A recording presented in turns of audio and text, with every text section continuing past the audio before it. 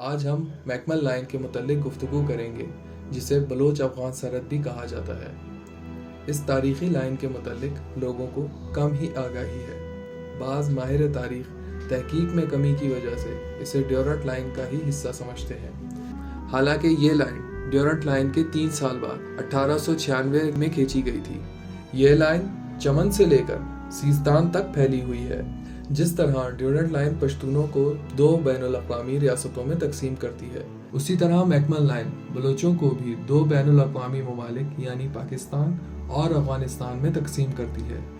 اس سرحد کی وجہ تسمیہ ہنری میکمن ہے، جو برطانوی سرکار کے ملازم تھے، اور یہ سرحد ان کی زیر نگرانی میں کھینچی گئی تھی۔ اس سرحد کی وجہ سے بلوچستان کے علاقے نیمروز، ہیلمند، ریگستان اور زرنج افغانستان میں شامل کر دیے تھے۔ برطانوی نمائندہ جو کلات میں تعینات تھا، ان کی رپورٹ کے مطابق یہ علاقہ سنجرانی حاکم ابراہیم خان سنجرانی کے زیر انتظام تھا، جو خود کو ریاست کلات کا ماتحت سمجھتا تھا۔ ابراہیم خان سنجرانی کا دارالخلافہ چاکنسر تھا۔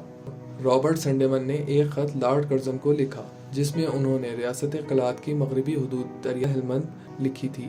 تاریخ دان عنایت اللہ بلوچ اپنی کتاب the problems of greater Balochistan میں لکھتے ہیں، ابراہیم خان سنجرانی نے اپنے علاقوں کو افغانستان کے امیر عبدالرحیم خان کے ماتحت کرنے سے انکار کیا، لیکن برطانوی سرکار کی کابل پالیسی کی وجہ سے عبدالرحیم خان کو یہ شے ملی کہ وہ ان علاقوں پر قبضہ کر لے۔ انہوں نے ابراہیم خان سنجرانی کے اہم قلعے چاکنسر پر قبضہ کر کے ان کو عہدے سے برطرف کر کے اپنا نمائندہ تعینات کر دیا۔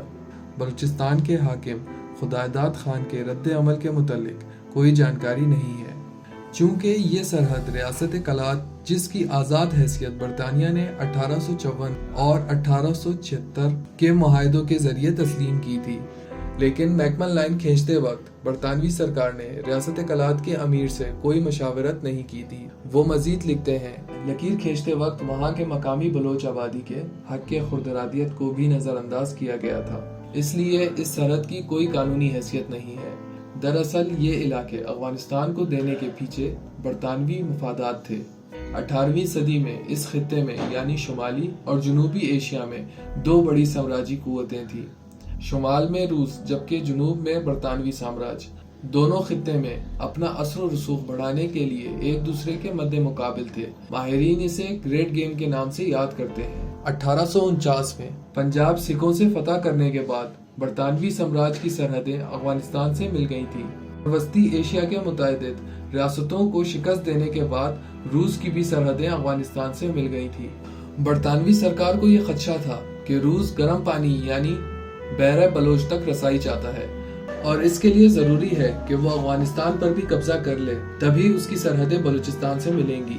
دوسری اہم وجہ یہ تھی کہ برطانیہ کو یہ بھی خدشہ تھا کہ افغانستان فتح کرنے کے بعد روس کی سرحدیں براہ راست برطانوی سامراج سے ملیں گی۔ اگر دونوں طاقتور ریاستوں کے مابین جنگ ہوئی تو دونوں جانب سے شدید نقصان ہوگا، اسی لیے برطانوی سرکار نے افغانستان اور بلوچستان میں بزور طاقت مداخلت کر کے ان کو بفر ریاستیں بنا دیا۔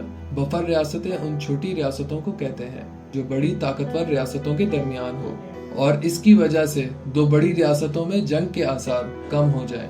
1842 میں برطانوی سرکار نے بلوچستان کے سربراہ مہراب خان کو شکست دے کر بلوچستان میں اپنے پنجے گاڑ لیے تھے، لیکن جیسے کہ ہم پہلے بھی ذکر کر چکے ہیں، 1854 اور 1886 میں برطانیہ نے ریاست کلات سے معاہدے کر کے ان کی آزاد حیثیت کو تسلیم کیا تھا۔ 1879 میں برطانیہ نے افغانستان کے امیر شیر علی کو شکست دے کر جبراً افغانستان پر معاہدہ گندمک مسلط کر دیا تھا۔ اس معاہدے سے موجودہ پاکستان کے پشتون علاقے برطانوی سامراج کے ماتحت آئے۔ ان علاقوں کے ایک حصے کو صوبہ سرحد کا نام دیا گیا، ایک علاقے کو قبائلی علاقہ یعنی فاٹا کا لقب دیا گیا، جبکہ ایک حصے کو بلوچ علاقوں کے ساتھ شامل کر کے برٹش بلوچستان کا نام دیا گیا۔ ان پشتون علاقوں کی تقسیم برطانوی سرکار نے ڈیورنٹ لائن کے ذریعے کی۔ اسی دوران برطانیہ نے بلوچوں کو بھی مختلف انتظامیہ یعنی افغانستان و ایران میں تقسیم کر کے ماضی میں بلوچوں سے کیے گئے معاہدوں کی خلاف ورزی کی۔ تاریخ گواہ ہے کہ سامراجی طاقتوں نے ہمیشہ مفتاح قوموں کے لوگوں کو مختلف انتظامی اور بین الاقوامی سرحدوں میں تقسیم کیا، جس کا مقصد تقسیم کرو اور حکومت کرو کی پالیسی تھی۔ مختلف انتظامیہ میں رہنے کی وجہ سے مفتوحہ قوم کی سیاسی طاقت مختلف حصوں میں تقسیم ہو جایا کرتی تھی اور وہ یکجا ہو کر سامراجی قوتوں کا سامنا نہیں کر سکتے تھے۔ بلوچوں اور پشتونوں کی تقسیم کا مقصد بھی یہی تھا۔ پشتونوں کے کچھ علاقے بلوچستان میں شامل کر کے اور بلوچوں کے کچھ علاقے افغانستان میں شامل کر کے بلوچ افغان قدرتی سرحد برطانیہ نے بگاڑ دی تھی۔ اس سے قبل بلوچ اور افغان کبھی بھی ایک ریاست یا ایک انتظامیہ میں نہیں رہے۔ اس عمل کا مقصد بلوچ و پشتون قبائل میں نفرت پیدا کرنا تھا۔ حالانکہ بلوچ اور پشتون تعلقات تاریخ میں ہمیشہ خوشگوار رہے ہیں۔ بالخصوص 1757 میں نوری نصیر خان اور احمد شاہ ابدالی کے درمیان معاہدے کے بعد بلوچ اور افغان ایک دوسرے کے قریبی سیاسی اتحادی بن گئے تھے اور دونوں فریقین نے کبھی قدرتی بلوچ افغان سرحد نہ بگاڑنے کا بھی معاہدہ کیا تھا۔ اس معاہدے کے بعد بلوچ اور افغان متعدد جنگوں جیسے کہ سکھوں، مراٹھوں اور فارسی بانوں کے خلاف متحد ہو کر لڑے۔ برطانیہ کی سرکار کا مقصد بلوچ افغان اتحاد کا خاتمہ تھا۔